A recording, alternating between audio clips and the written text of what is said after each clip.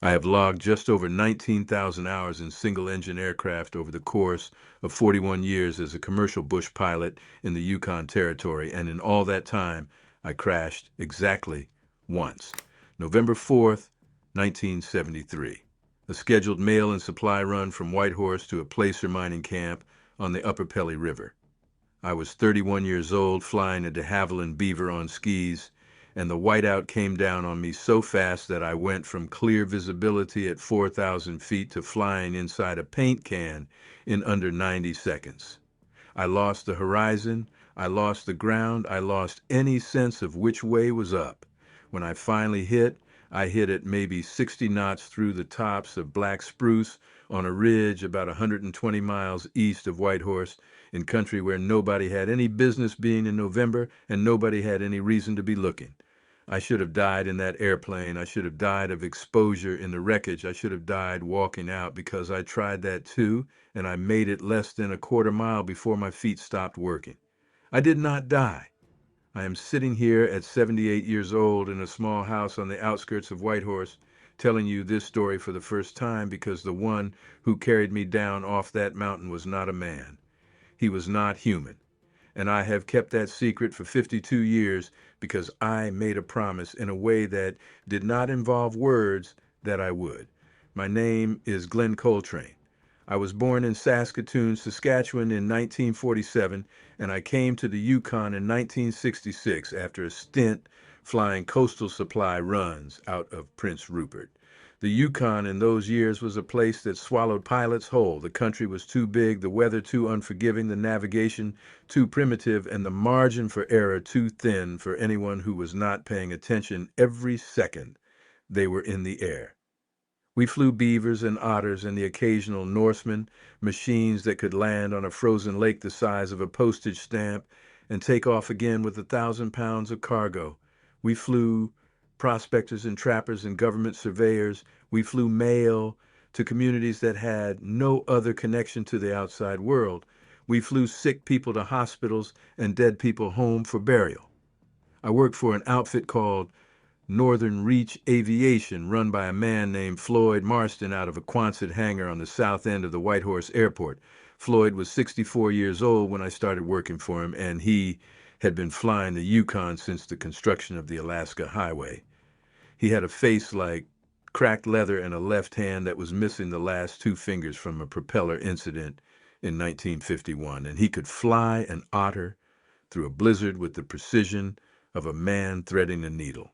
He hired me on the spot when I walked into his hangar in the spring of '66, and he taught me everything I needed to know to survive in country that did not forgive mistakes. He told me on my first day that the Yukon would try to kill me at least once a year for as long as I flew there, and that the trick was to make sure each attempt failed. By the fall of 1973, I had been flying for Floyd for 7 years. I had married a woman named Doris in '69, a schoolteacher from Whitehorse, and we had a daughter named Patty who was 2 years old that November. We were renting a small house on Black Street, and I was making enough money flying for Floyd that we were starting to talk about buying a place of our own. Life was good. The job that morning was a supply run to a placer mining outfit on the Upper Pelly River, a small operation run by two brothers named Lloyd and Wesley Decker. They had been working a claim up there since the previous summer, and the weather had closed in on them earlier than expected. They had radioed Floyd 2 days prior asking for a resupply, mostly diet staples, fuel for their generator, and a part for a sluice pump that had broken down. Floyd looked at the weather and told them he would send me up on the first clear day. The morning of November the 4th dawned cold and bright. The temperature on the ramp at Whitehorse was minus 18 Celsius. The sky was a deep cobalt blue with no clouds visible in any direction, and the winds aloft, according to the forecast we got off the teletype from Whitehorse Flight Service, were light and variable. The forecast for the Pelly drainage was good through mid-afternoon, with a possible front moving in from the northwest around dark. I would be back in Whitehorse well before dark. I had no reason to worry about weather. I pre-flighted the Beaver, a 1956 model that Floyd had bought used in '68 and that I had been flying as my primary aircraft for almost 3 years. I knew that airplane the way you know a horse you have ridden every day for years. The skis were properly serviced, the fuel was topped off both wing tanks and the belly tank, the cargo was loaded and lashed down, mostly cases of canned goods and bags of flour, and the pump part, which was a heavy iron casting wrapped in burlap. Total cargo weight was about 900 pounds, well within the Beaver's capacity. I filed a flight plan with Whitehorse Flight Service, signed out, climbed into the cockpit, and started up at 8:45 in the morning. By 9, I was airborne and climbing out to the east. The flight from Whitehorse to the Pelly takes about an hour and 40 minutes in a Beaver. The route I flew followed the Yukon River northeast to where it joins with the Pelly at a place called Fort Selkirk, then bent east up the Pelly Valley toward the headwaters. The Decker brothers' claim was on a tributary called the Ross River, about 30 miles east of where the Pelly crosses the Robert Campbell Highway. I had flown the route 4 times already that summer and fall, so I knew the country, the landmarks, the emergency landing spots along the way. The first half of the flight was uneventful. I cruised at 4,000 feet above sea level, which put me about 3,000 feet above the river valley. The Yukon in November is a study in white and black, white on the ground where the snow had been accumulating for 6 weeks, black in the trees where the spruce forest stood thick and unbroken across the valley floors and up the lower slopes of the mountains. Black water in the rivers where the current still ran fast enough to keep the channel open between the shore ice. I crossed Fort Selkirk at 9:52 and turned east up the Pelly Valley. The air was smooth, the visibility was unlimited, and the engine was running clean and strong. My flight bag contained the things every Yukon pilot carried in those days: a signal mirror, waterproof matches, a fixed blade knife, 2 days of rations in tin form, a wool blanket, a small axe, and a 30-30 lever action rifle for bears. I picked up the Ross River drainage at about 10:30. The Decker brothers had cut a strip on the river ice about a half-mile downstream from their cabin, and they had marked the threshold with spruce boughs stuck in the snow to make it visible from the air. The strip was about 1,500 feet long, plenty of room for the Beaver. I overflew it once at 500 feet to check the windsock they had rigged on a pole, confirmed the wind was light and favoring an approach from the west, and turned downwind for the landing. The landing was routine. I touched down on the river ice, the skis hissing on the packed snow, and rolled out to a stop near where Lloyd Decker was standing beside a tarped-over Bombardier snowmobile. Wesley came out of the cabin a few minutes later, and the three of us spent about 40 minutes unloading the Beaver and loading their gold poke, which they wanted me to take back to Whitehorse and put in the bank vault. They paid me in cash, gave me a cup of coffee in their cabin, and we talked for maybe 20 minutes about the season and the weather and the prospects for the spring. Wesley wrapped a slab of fresh moose meat in wax paper and butcher's twine and pressed it into my hands as I was leaving, and he told me to give it to Doris with their thanks. I took off from the Ross River Strip at 12:18 in the afternoon. The weather was still clear, the wind was still light, the forecast front from the northwest was still hours away. I climbed out to the west, turned down the Pelly Valley, and started the 90-minute flight back to Whitehorse. I was perhaps 30 minutes into that flight, somewhere over a stretch of country between the headwaters of the Pelly and the Yukon River, when the weather changed. I want to be precise about how it changed because the change was the entire reason I ended up where I ended up, and the speed of it was unlike anything I had ever experienced in 7 years of flying the Yukon. I had been watching a thin band of high cirrus cloud forming to the northwest for the previous 15 minutes, and I was monitoring it carefully. Cirrus is usually the leading edge of a front, and the rule was that if you saw it building, you started thinking about getting on the ground or getting out of the way. But cirrus does not produce whiteouts. Cirrus is 6 miles up. Whiteouts come from low cloud and snow. What happened was that the cirrus thickened, then it dropped. Then it kept dropping faster than I had ever seen weather drop in the Yukon. Within about 3 minutes of my first noticing the change, the visibility ahead of me had degraded from unlimited to maybe 10 miles. Within 5 minutes, it was down to 2, and then, in the space of perhaps 90 seconds, the sky simply closed. A wall of gray-white came down off the ridges to my north, blew across the valley floor, and swallowed the beaver whole. I lost the horizon, I lost the ground, I lost the dark line of the spruce forest below me. Everything outside the windows became the same featureless, glaring white, and I was suddenly inside an instrument flight situation in an airplane that was not equipped for instrument flight and being flown by a pilot who was not trained for it.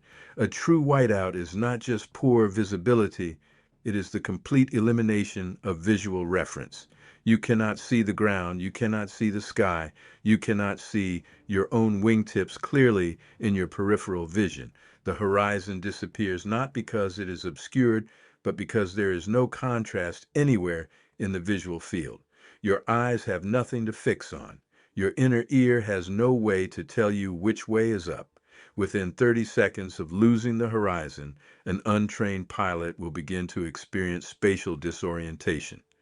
The aircraft will start to bank or descend or climb without the pilot being aware of it because the pilot's vestibular system is sending signals that contradict reality. This is how pilots die in the Yukon. I had the basic instrument scan that all commercial pilots learn: attitude indicator, altimeter, airspeed, heading indicator, vertical speed.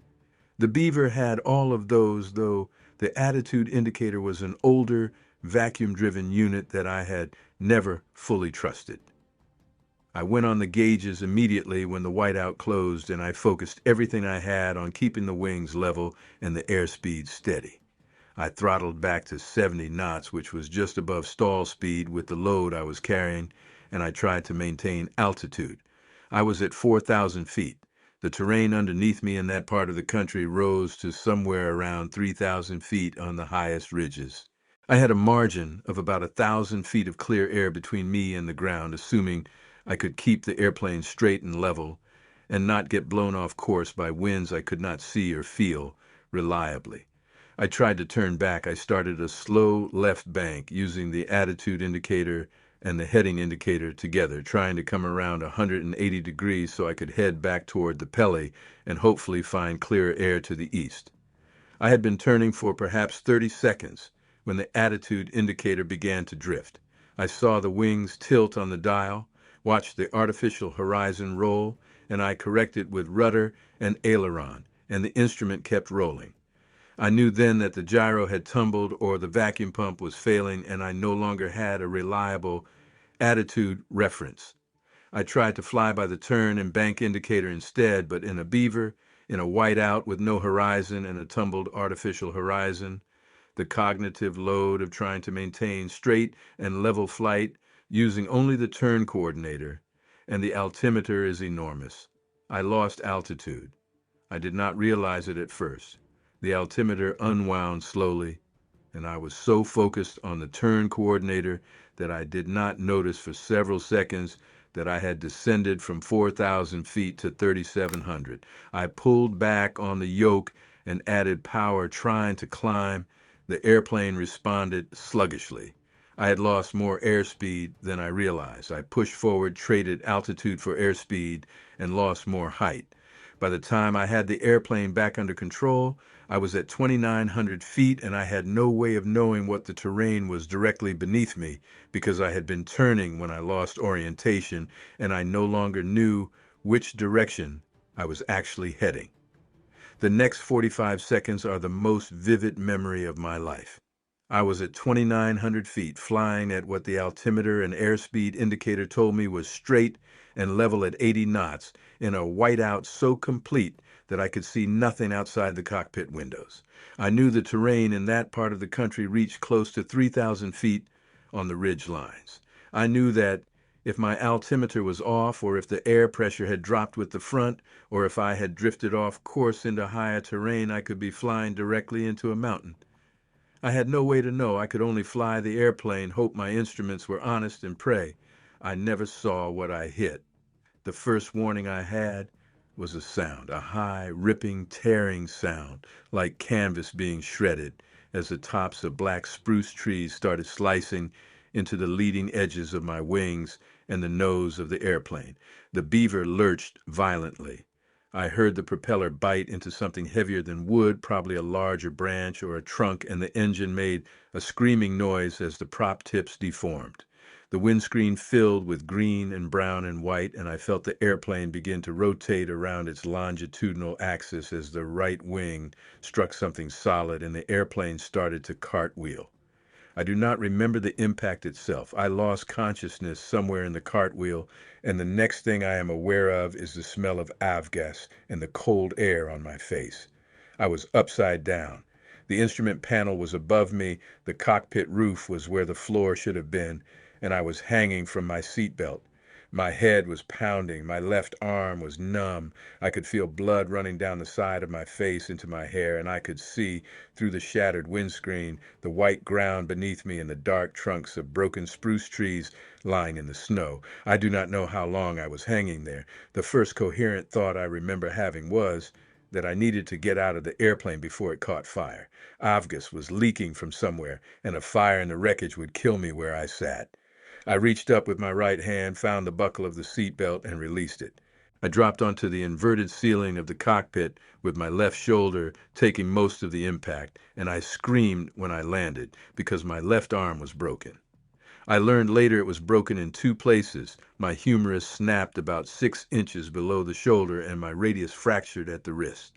Both were closed fractures. The bone had not come through the skin, but the pain was beyond anything I had ever experienced. I crawled out through the broken windscreen, dragging myself across snow and broken glass and shattered wood.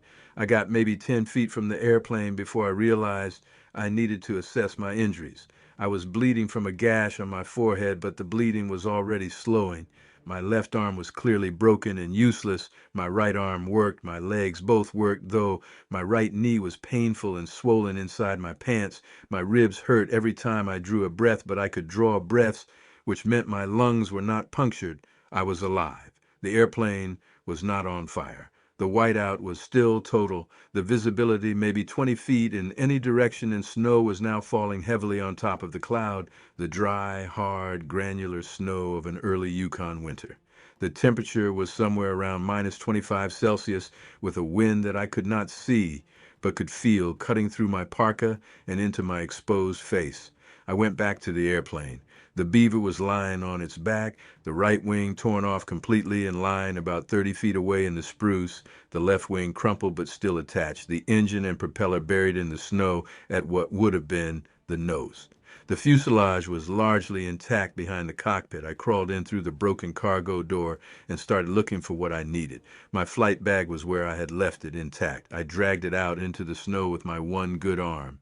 The rifle had broken loose from its rack and was lying against the rear bulkhead with the stock cracked, but the action apparently undamaged.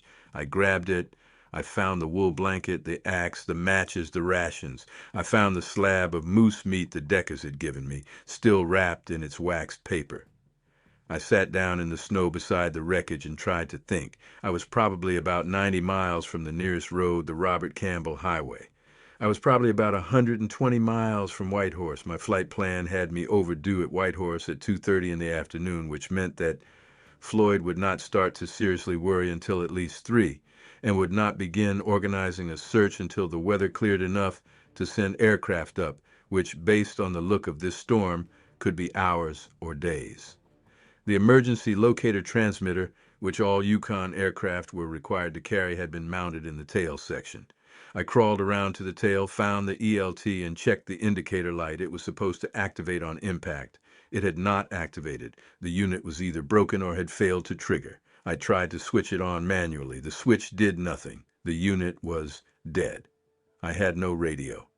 The Beaver's radio was powered by the aircraft's electrical system, and the electrical system was destroyed. I had no way to call for help. I had no way to signal my position. I had no way to know if anyone would even know to start looking in this area because I had been off course when I went down, and I did not know how far off course I had been pushed by the winds that came with the front. I made the decision to walk out. I know now that this was probably the worst decision I could have made, but at the time, it seemed like the only option. The wreckage was tucked into thick spruce on what felt like the side of a steep slope, which would make it hard to spot from the air even when the weather cleared. The temperature was dropping. I had been bleeding from my forehead, and while the cut was not deep, I was concerned about how much body heat I had already lost. I knew that staying with the airplane was the conventional wisdom, but I also knew that conventional wisdom assumed an ELT that worked and a flight plan that accurately reflected your position. Neither was true for me. I oriented myself as best I could. The whiteout was beginning to lift just slightly. I could see the dark shapes of trees more clearly now, maybe 40 feet of visibility. The slope of the ground around me ran downhill to what I estimated was the southwest. I figured that if I walked downhill, I would eventually reach a creek or river drainage, and if I followed the drainage downstream, I would eventually reach either the Pelly or the Yukon, and from there I could try to find a trapper's cabin or a road or some sign of human activity. I had no map, I had no compass that I trusted in the magnetic conditions of the Yukon. I had only the slope of the ground and my own sense of direction, neither of which is sufficient in country that big. I tied the wool blanket around myself like a cape with my one good hand. I tucked the matches and the rations and the moose meat into my parka pockets. I left the rifle. I could not carry it with one arm and walk through deep snow at the same time. I left the axe for the same reason. I took my signal mirror and my knife and the contents of my flight bag that fit in my pockets, and I started walking. I made it perhaps a quarter mile. The snow was deeper than I had estimated, in places up to my thighs, and breaking trail with one good arm while my broken left arm dangled and screamed with every step was the most exhausting physical effort I have ever made. My right knee, which had seemed only bruised when I first checked it, started to give out about 10 minutes into the walk. The cold was deepening. I could feel my fingers going numb inside my mittens, and I could feel the heat leaving my face and my feet. The Sorel boots were good, but they were not designed for breaking through hip-deep snow in minus 25-degree weather for hours at a stretch. I sat down to rest, leaning against the trunk of a large spruce tree. I knew that sitting down was dangerous. Sitting down in those conditions meant slowing your heart rate, lowering your core temperature, and making it harder to get back up. But my body was past the point where standing was an option. I needed to rest for just a minute, I told myself, just to catch my breath, just to let the pain in my arms subside. I closed my eyes. I knew in a part of my mind that was still functioning clearly that closing my eyes was the second dangerous thing I had done in the last 60 seconds, but I closed them anyway. And as I closed them, I became aware that my body had been telling me something for the previous minute or so without my paying attention. I was not alone. The forest around me had changed, not in any way I could see or hear directly, but in a way that I could feel. The wind through the spruce had a different quality. The snow falling had a different rhythm. There was a presence somewhere close to me, a presence that my body registered before my mind caught up. I opened my eyes. He was standing about 30 feet away from me, between two large spruce trunks, partially obscured by the falling snow. I want to describe him to you exactly as I saw him in that first moment, because that first moment is the one I have replayed in my mind 10,000 times over the past 52 years, and the details are still vivid. He was tall. I am 6 feet even, and I have been around men who were 6'6", 6'8", the largest men in the Yukon, the kind of frame you see in fur trappers and Hudson Bay men, and the occasional Tlingit elder. He was significantly taller than any of them. I would estimate, based on the height of his shoulders relative to the lower branches of the spruce he was standing between, that he was somewhere between 7.5 and 8 feet tall. He was broad. His shoulders were as wide across as a doorway. His chest was deep and his arms were long, hanging down past where his hips should have been, with hands that looked, even at 30 feet, larger than the head of a sledgehammer. He was covered in hair, long, dense, dark hair that was almost black at the chest and shoulders and graded to a lighter brown, almost the color of a dried birch leaf, on his arms and lower legs. The hair on his head was longer than the hair on the rest of his body, falling to about the level of his shoulders, and it was streaked with gray in a way that suggested he was older. His face was visible through the snow. The brow was heavy and projected forward over deep-set eyes, and the nose was broad and flat, and the jaw was wide and heavy. But the face was the face of a being with intelligence behind the eyes, a being that was assessing me in the same moment that I was assessing him, weighing what I was and what he should do about it. He did not move. I did not move. We looked at each other across 30 feet of snow and gray light for what was probably no more than 10 or 15 seconds, but felt like an eternity. I want to tell you that I was afraid, but I was not. And I have thought about why for many years. I think the reason I was not afraid was that I was already so cold and so injured and so close to giving up that I had passed beyond the place where fear was possible. I was in a state of acceptance. Whatever happened next was going to happen, and I had no resources left to influence it. And so I just looked at him, and he looked at me, and after those 10 or 15 seconds, he moved. He moved toward me slowly, not the lumbering shuffle of a large mammal in deep snow, a deliberate, smooth, almost gliding stride that covered the ground between us in maybe 6 or 7 steps. The snow seemed not to impede him at all.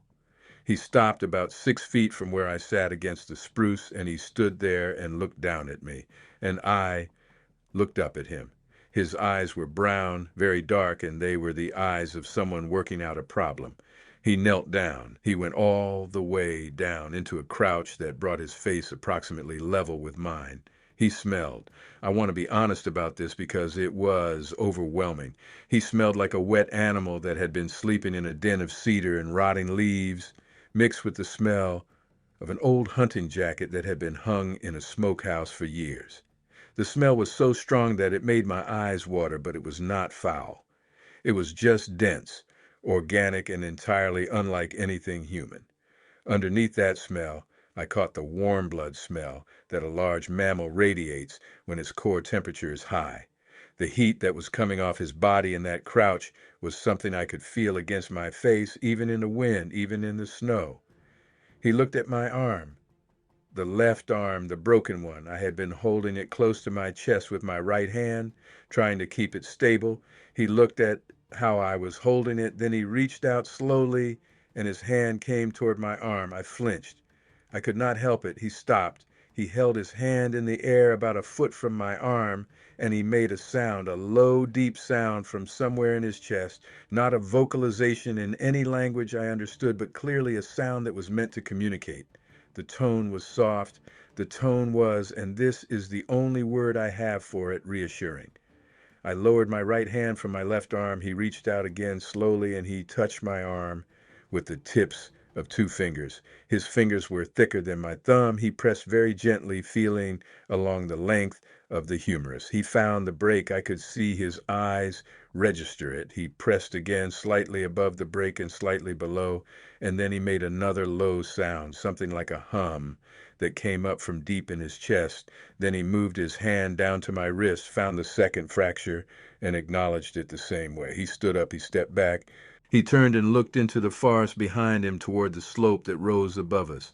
He made a different sound this time, louder, longer, more modulated, with a tonal pattern that rose and fell. The sound carried up the slope and echoed off something, maybe a rock face I could not see in the snow.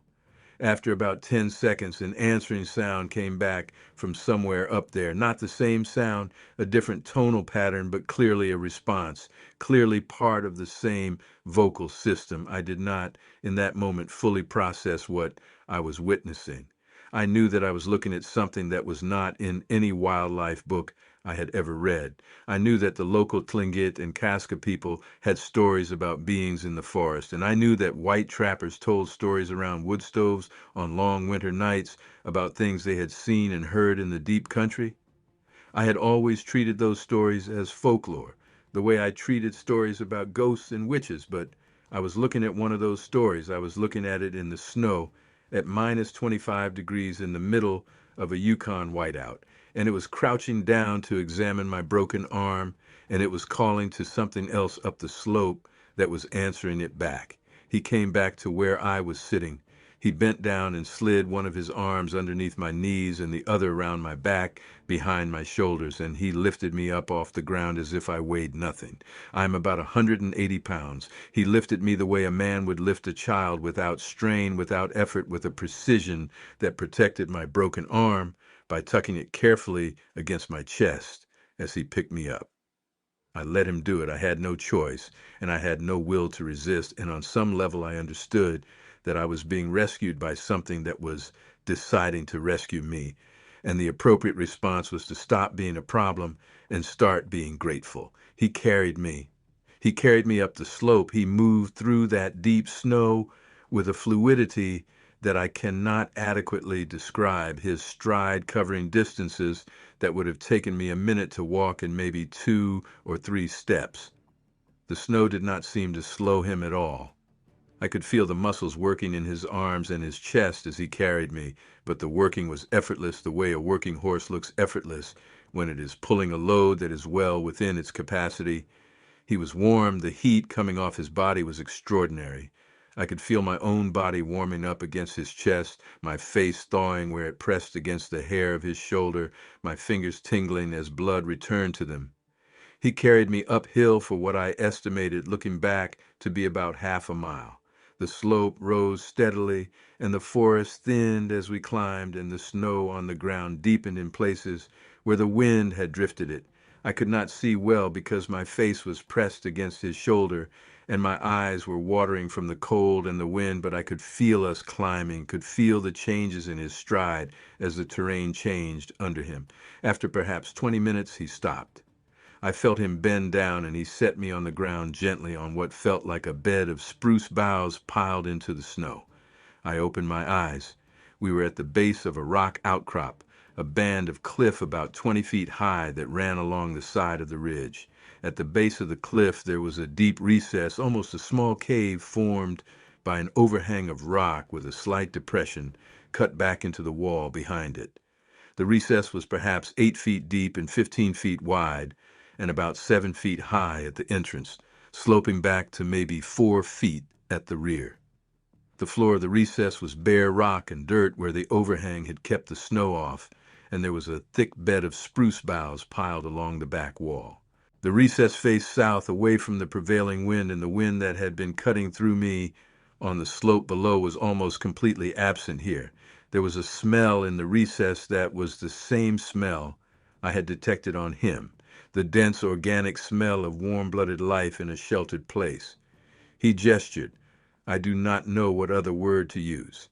He raised one of his enormous hands and gestured toward the bed of spruce boughs, and the meaning was unmistakable. Lie down. Rest. I did as he indicated. I lay down on the boughs, and they were softer than I had expected, layered thick enough that they cushioned my body and insulated me from the cold rock. He arranged the wool blanket around me, his fingers moving with surprising delicacy. Then he reached up to a small ledge near the rear of the recess and brought down something. It was a rolled bundle of what appeared to be fur, brown and dark and dense, and he unrolled it and draped it over me on top of the blanket. It was heavy, it was warm, it smelled of him.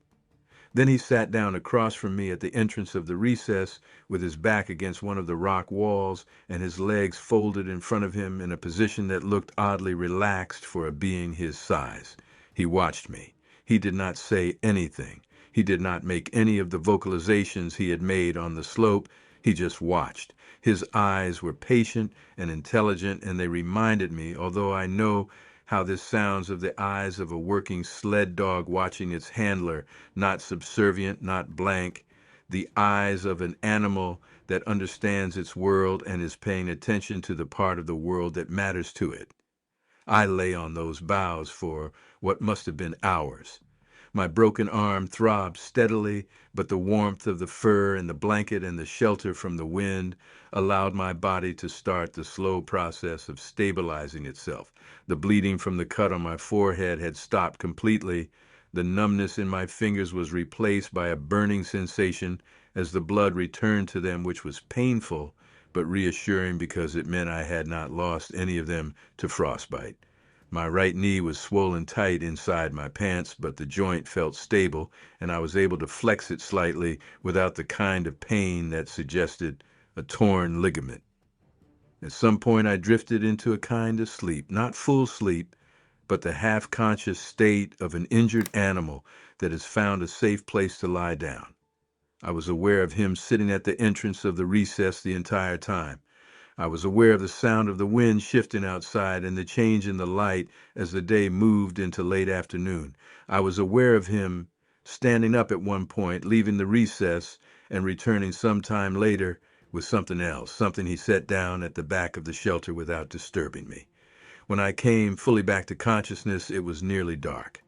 The light coming into the recess was the deep blue of Yukon twilight in November, the color that the sky takes on for about 20 minutes between sunset and full night. He had built up the bed of spruce boughs around me into a kind of cocoon, additional boughs tucked along my sides and over my legs, so that I was almost entirely enclosed in insulation. The thing he had brought back, I saw now, was food.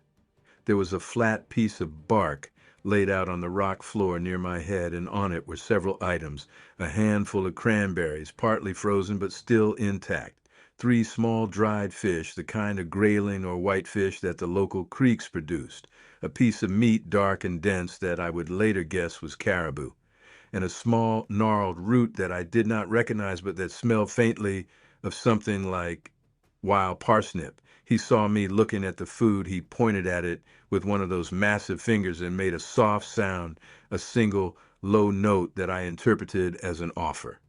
I reached out with my right hand and took one of the cranberries and put it in my mouth. It was tart and frozen and the best thing I had ever tasted. I ate the cranberries one at a time. I ate one of the fish, chewing slowly because my jaw hurt from the impact of the crash. I ate a small piece of the meat. I did not touch the root because I did not know what it was, and even in my state, I retained enough sense to be cautious about unknown plants. He watched me eat. When I was finished, he handed me something else, a small piece of birch bark that had been folded and twisted into a kind of cup. There was water in it, snow that had been melted somehow, possibly by being held against his body. I drank it. It was cold but liquid. He took the cup back, refilled it with snow, held it in his hand for several minutes, and gave it back to me, melted again. He did this 3 times until I had drunk perhaps a pint of water. I cannot adequately describe to you what that water meant to me. He understood that I needed water. He had figured out how to give it to me. Night fell. The recess was almost completely dark, but my eyes adjusted, and I could see his outline at the entrance, still sitting against the rock wall, still watching, still patient. The temperature outside the recess must have been close to -30 by then, but inside the recess, with the blanket and the fur and the cocoon of spruce boughs and the heat that radiated from his body across the small space, I was warm. I was, in fact, more comfortable than I had any right to be, given that I had crashed an airplane and broken my arm and walked half a mile into the wilderness and been rescued by a being whose existence I could not yet fully accept. I slept hard, the deep sleep of a body that has been pushed to its limits and finally allowed to rest. When I woke, it was morning. The light coming into the recess was the pale gray of an overcast Yukon dawn, and the snow had stopped falling outside, and I could see the trees of the forest below us through the entrance of the shelter. He was gone. I sat up carefully, protecting my left arm. The recess was empty. The spruce boughs were still arranged around me. The fur was still draped over me. The remains of the food were still on the piece of bark beside me. The dried fish and the meat I had not finished. The cup of melted snow was still there. For a moment I thought he had abandoned me. The thought was not panic, but a kind of resigned acceptance.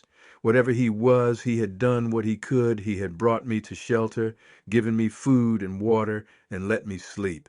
Perhaps that was the limit of what he was willing to do for a creature like me.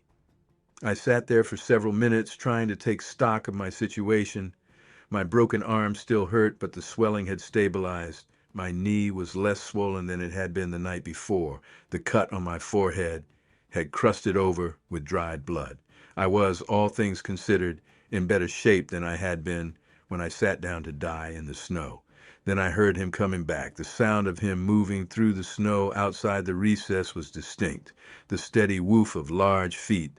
breaking trail with the occasional creak of bent branches, he came into the entrance of the recess carrying something. He had a length of birch branch, maybe 2 feet long and as thick as my wrist, that he had stripped clean of its smaller branches. He had also brought several lengths of strong-looking inner bark, the kind of fibrous material that the local people use for cordage. And he had something else in his other hand, a flat piece of wood, almost like a thin board, that he had clearly worked smooth on one side. I want to be careful in how I describe what happened next, because I am aware that it sounds impossible. He sat down beside me. He looked at my broken arm again. He gestured for me to extend it, and I did, slowly, holding it out from my body. He took the flat piece of wood and placed it along the inside of my arm, from my shoulder to my elbow, supporting the broken humerus.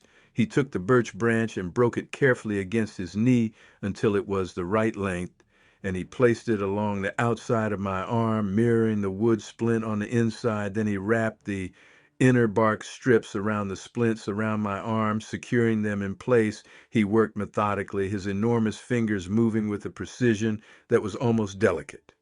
When he was done, my upper arm was immobilized between the two splints, held in place by the bark wrapping, in exactly the configuration I would have used had I been splinting my own arm. Then he did the same thing for my wrist. He used a smaller piece of wood and a shorter piece of birch branch and more of the bark strips, and he splinted my radius the way an emergency room doctor would have splinted it, immobilizing the joint above and below the fracture site. I have thought about this for 52 years, and I cannot adequately explain what I witnessed. Whatever he was, he understood human anatomy. He understood that broken bones need to be immobilized in straight alignment with rigid supports both above and below the fracture, and that the joint above and below the break needs to be stabilized. He had selected materials that were appropriate for the task. He had prepared them properly. He had applied them with skill. He had done in about 15 minutes what would have taken me hours to do for myself, even if I had been able to figure out how to do it with one hand. I asked him out loud, "Where did you learn this?"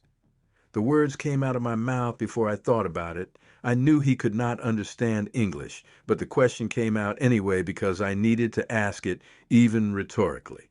He looked at me when I spoke. He tilted his head slightly. He made a soft sound that was clearly a response, an acknowledgement that I had spoken to him. Then he went back to work, tightening the last of the bark wrappings. When he was done, he sat back on his heels and looked at me. I held my arm out, testing the splint. It was firm. It immobilized the breaks.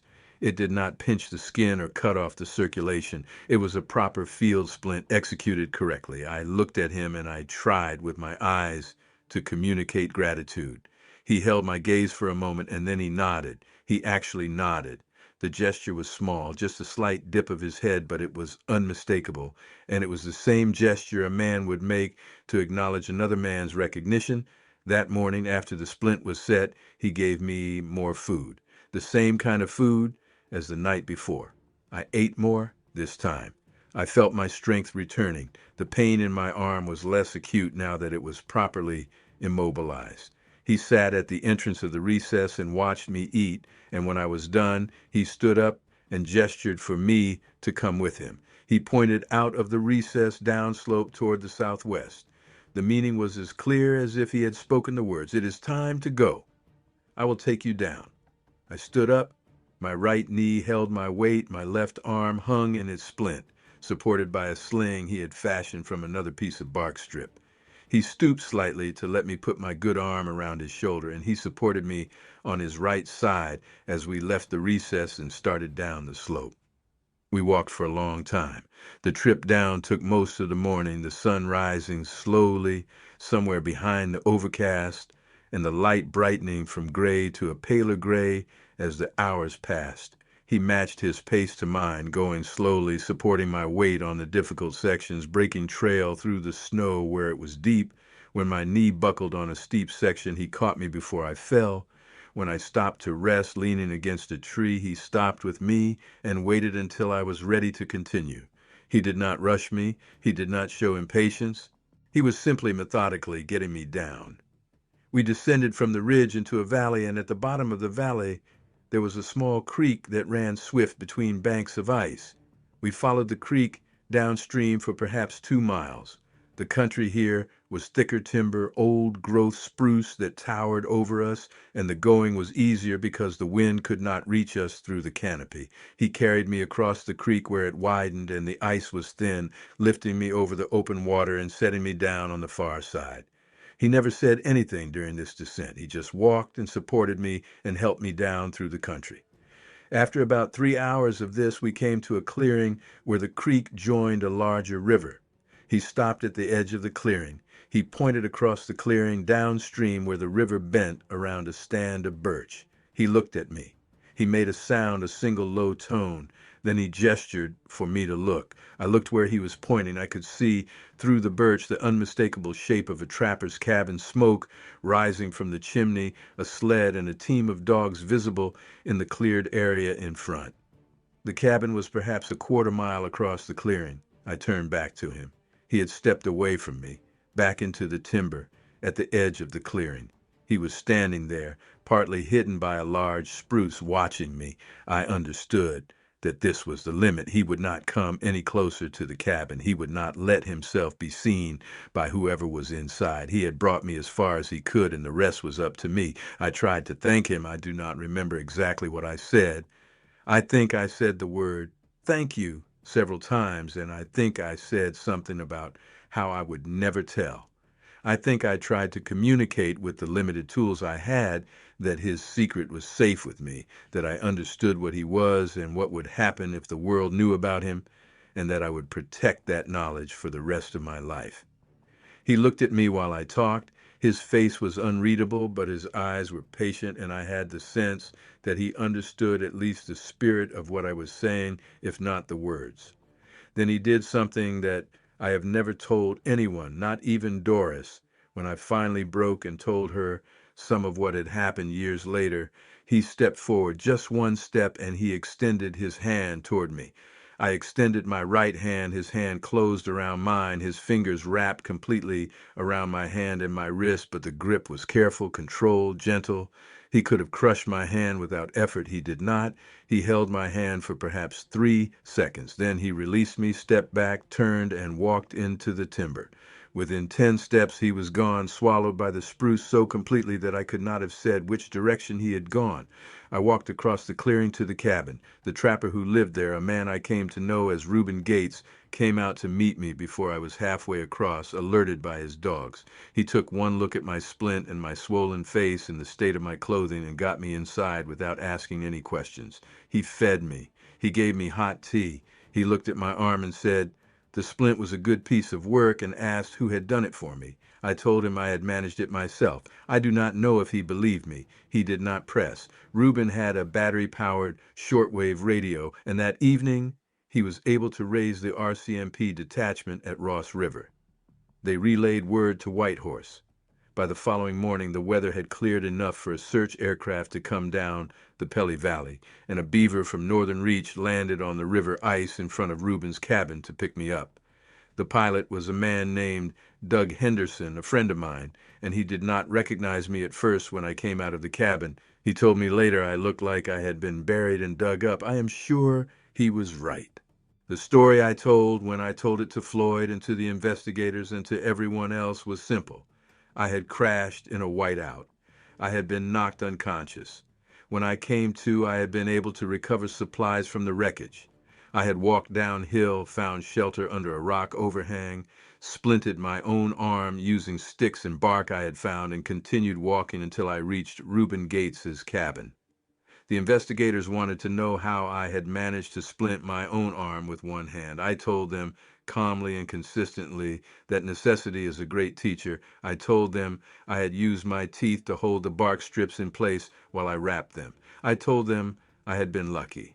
The beaver was eventually recovered, the wreckage assessed, and the investigation closed with a finding of weather-related forced landing. The insurance paid out, and Floyd ordered a replacement beaver, and I was back in the air by the spring of '74 with a knitted arm and a permanent slight stiffness in my right knee.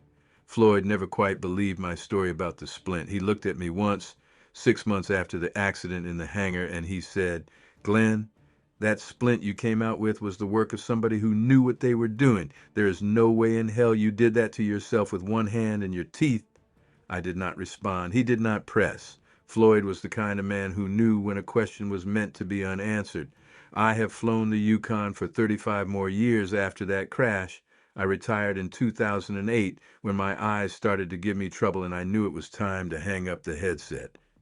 In all those years, I never flew over that drainage again without thinking about him. I never crossed the Pelly Valley without scanning the timber on the ridges to the north, hoping for a glimpse of something I knew I would never see. I never told Doris the full story until our daughter Patty was grown and married, and we were sitting on the porch of our house in Whitehorse one summer evening in 1998. 25 years after the crash, and Doris asked me out of nowhere what really happened up there. She said she had known for years that I had never told her everything. She said she had been waiting for me to be ready to talk about it. I told her everything I have just told you. She listened without interrupting, the way she always listened, with her hands folded in her lap and her eyes on my face. When I was done, she was quiet for a long time. Then she said, I always wondered what kind of man came home to me after that crash. I knew you were different. I could see it in you. I think I understand now. She did not ask me if it was true. She did not ask me for proof. She accepted what I told her the way she had accepted me on the day she married me, as something whole and complete in itself, not requiring outside verification. Patty knows now, too. She is 53 years old this year. She is a teacher in Whitehorse like her mother was. She has 2 children of her own, my grandchildren, both teenagers, both already drawn to the country the way I was at their age. I told Patty about him last spring, sitting in the same house where I had told Doris 26 years ago. Doris passed in 2021, a heart attack in her sleep at the age of 76, peaceful and quick. I miss her every day. I told Patty about him in part because I needed to tell someone now that Doris was gone, and in part because I am 78 years old and I do not know how many more years I have, and I did not want the story to die with me. Patty asked me the question I had expected. She asked me what he was. I told her I did not know, not in any scientific sense. I told her that I had read over the years the things that have been written about beings like him, the stories and the alleged sightings and the few photographs and the casts of footprints. I told her that I had never found any of those accounts entirely convincing because none of them captured the thing that mattered most about him, which was the intelligence in his eyes and the deliberate care with which he had treated me. The accounts always made him out to be either a monster or a kind of mysterious ape, and he was neither. He was a being, he was someone, he had a mind and a method and a kind of wisdom that I have not encountered in any human being I have known. He had saved my life because he had chosen to save my life. He had done it the way a competent person does competent work, with patience and skill and attention to detail. And he had let me go at the end with a clear-eyed knowledge that contact between his kind and mine was dangerous for both of us, but that some moments are worth the risk. I have a piece of birch bark in my desk drawer, the piece that he twisted into a cup for me. I do not know why I kept it. When I was at Reuben Gates's cabin, I emptied my pockets onto the table to take inventory, and the cup was in my pocket somehow, even though I do not remember putting it there. The bark is old now, dry and brittle, but you can still see the way it was twisted to hold water. The folds are precise, the shape is functional. Whatever fingers shaped that piece of bark were fingers that understood how to make a cup out of a flat sheet without scissors or knives, using only knowledge and pressure and time. I look at that piece of bark sometimes when the memory feels distant, and I run my thumb along the fold where his hand pressed it, and I remember. I told Patty that her grandfather, my father, never knew about him. My father died of cancer in 1981, and I never told him. He was a Saskatchewan farmer who believed what he could see and dismissed what he could not, and I knew that telling him would have caused him pain rather than understanding. I had wanted to tell him in his final months, when the cancer had stripped away most of his certainties, but I decided not to, because I did not want his last weeks to be spent wrestling with something that would not have benefited him. I asked Patty if she thought I had made the right choice. She said yes. She said some truths are only useful if the person hearing them is ready to receive them. There are things I have not told you, things I am still not ready to share because they feel too personal even now. The exact shape of his hand when it wrapped around mine in the clearing, the specific quality of the sound he made when he was satisfied with the splint he had built, the look in his eyes when I tried to thank him before he disappeared into the timber. These details belong to me. They are the parts of that morning that I carry inside me, not as a public story, but as a private possession. I have shared the rest because I think the rest matters, because I think the world needs to know that what lives in the deep country of the Yukon is not what the world thinks it is.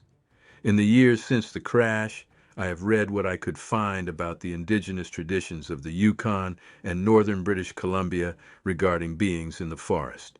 The Tlingit have stories, the Kaska have stories, the Tahltan have stories, the Gwich'in have stories. The stories vary in detail, but they share certain features. The beings are tall, they are strong, they are intelligent, they live in the deep country. They generally avoid humans, but they have, on rare occasions, intervened in human affairs.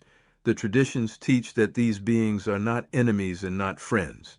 They are simply other peoples, neighbors with whom one shares the land, and the appropriate response to encountering them is respect, not fear, and not familiarity. I have come to believe that the traditions are correct. I have also come to believe that he was old. I think the gray in his hair was real gray. I think he had lived a long time, longer than any human lifespan, and he had seen many winters and many storms and many lost things in the snow. I think the skill with which he splinted my arm was the skill of a being who had done it many times before, perhaps for members of his own kind injured in falls or fights, perhaps for the occasional human who had stumbled into his territory in trouble. I do not know how often his kind do this. I do not know if other pilots, other trappers, other lost hunters have been carried down off ridges in the Yukon by hands like his. If they have not talked about it, the same way I did not talk about it for 52 years. The silence around these encounters is part of what protects them. I want to say something to you, whoever you are, listening to this story. The world you live in is larger and stranger than the world you have been taught to see. There are beings in the forests of the Yukon, and in the forests of British Columbia, and in the forests of every country in the world that still has true wilderness. They are not myths. They are not legends. They are real, and they are intelligent, and they are kind. They have been here longer than we have, and they have watched us spread across the continent and cut down the forests and build our cities and our roads, and they have stepped back into the parts of the land we have not yet ruined, and they have continued to live their lives. They are not enemies. They are, in some sense, I do not have the philosophical vocabulary to fully articulate, our cousins, our older cousins, the branch of the family that did not come down out of the trees and start building things, the branch that stayed close to the earth and the seasons and the deep patience of forests. I have spent 52 years thinking about him. I have spent 52 years carrying the weight of what he did for me, and the weight of what I owe him, and the weight of the promise I made him without words when I told him in the clearing that I would never tell. I am breaking that promise now, but I do not think he would mind. I think he understood even then that some stories need to be told eventually, when the teller is old enough and the listener is ready enough. I think he gave me the choice of when. I have chosen now. My name is Glenn Coltrane. I was a bush pilot in the Yukon Territory for 41 years. I crashed once in 1973 in a whiteout near the Pelly Drainage about 120 miles east of Whitehorse. I should have died in that crash, and I should have died in the cold after the crash, and I should have died walking out. I did not die because a being came down off a ridge and picked me up out of the snow and carried me to a shelter he had prepared and gave me food and water and stayed with with me through the night and splinted my broken arm in the morning and walked me down to a trapper's cabin where I could be rescued. He was real. He was kind. He was, in every way that matters, a person, even if he was not human. The Yukon is full of country we will never fully know. The mountains hold their secrets the way they have always held them. And somewhere, up on that ridge, in that recess in the rock, there is a bed of spruce boughs that has long since rotted back into the earth, and a memory that has not.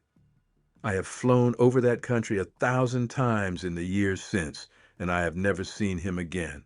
But I have felt him there, the way you feel someone in a room before you turn around. He is still up there. He is still walking those ridges. He is still doing whatever it is that beings like him do in the parts of the world we have not yet found a way to reach. And I am still alive because of him. And every breath I have taken for the last 52 years has been a breath he gave me.